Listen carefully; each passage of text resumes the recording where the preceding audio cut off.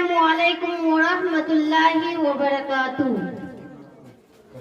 الحمد للہ کفا وسلام علی عبادہ الذین اصطفى اما بعد فاعوذ باللہ من الشیطان الرجیم بسم اللہ الرحمن الرحیم.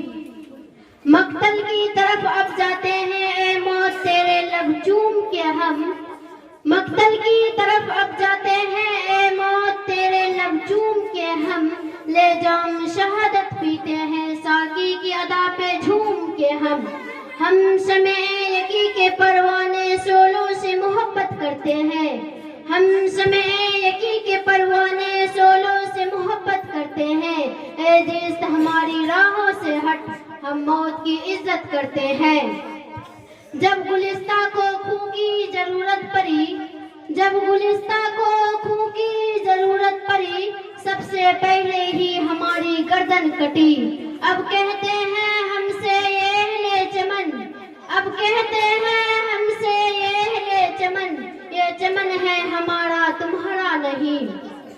ملت اسلامیہ کے پاس بانو، آج میں آپ حضرات کے سامنے ہندوستان کے مسلمانوں پر ہونے والی سیاسی ظلم و ستم اور دین اسلام کو جڑ سے ختم کرنے کی ناپاک اور گھناؤنی سازش اور کوشش کے موضوع پر کچھ عرض کرنا چاہتی ہوں.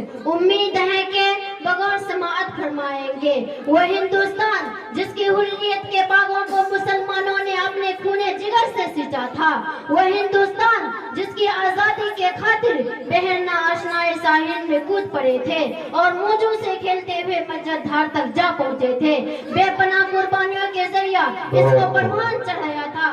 آج اسی ہندوستان میں مسلمانوں کو طرح طرح کی اذیتیں اور تکلیفیں پہنچائی جا رہی ہے. مسلمانوں کے قلوب سے اسلام کی محبت کو ختم کرنے کی نہایت ہی گھناؤنی اور ناپاک سازشیں ہو رہی ہیں. اس میں شک و شبہ نہیں کہ دنیا میں حق و باطل کا تصادم روز ازلی سے جا رہی ہے. ظالم و جابر، طاقتور و کمزور و مظلوم کی کہانیاں بہت قدیم ہے. ارمن انسانیت پر کئی بار بجلیاں گری ہے. باغ آدم میں کئی آندھیاں آئی ہے. وحشت و بربریت نے بارہا انسانیت کا منہ نوچا ہے اور حیوانیت کا ننگا ناچ کیا ہے. اور اس میں شک نہیں کہ ہم پر مصائب کے پہاڑ ٹوٹ رہے ہیں. ہم مظلوم و بے قصوں کو فرقہ پرستوں نے ظلم و ستم کا نشانہ بنایا ہے. ہماری ماؤں بہنوں کی عزت و آبرو لوٹی جا رہی ہے.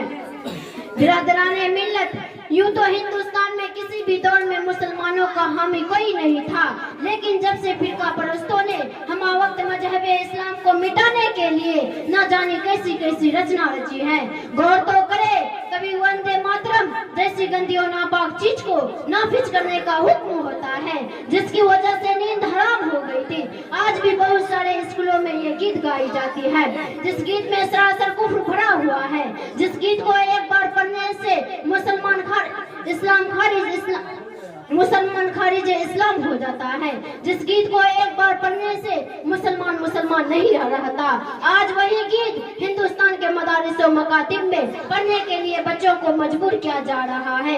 آج ہندوستان میں مدارس و مکاتب کو ختم کرنے کی کوشش کی جا رہی ہے. ہندوستان کے مدارس کو دہشت گردی کا اڈا قرار دیا جا رہا ہے اور یہ الزام لگایا جا رہا ہے کہ جتنے بھی فسادات ہو رہے ہیں ان کے پیشوا اور لیڈر یہ ملا ہے، اس لیے پہلے ان کو ختم کیا جائے. اور اس کی آسان صورت یہ نکالی گئی کہ اب مسلمان کسی بھی مدارس و مکاتب اور مساجد کو ختم کر دیا جائے.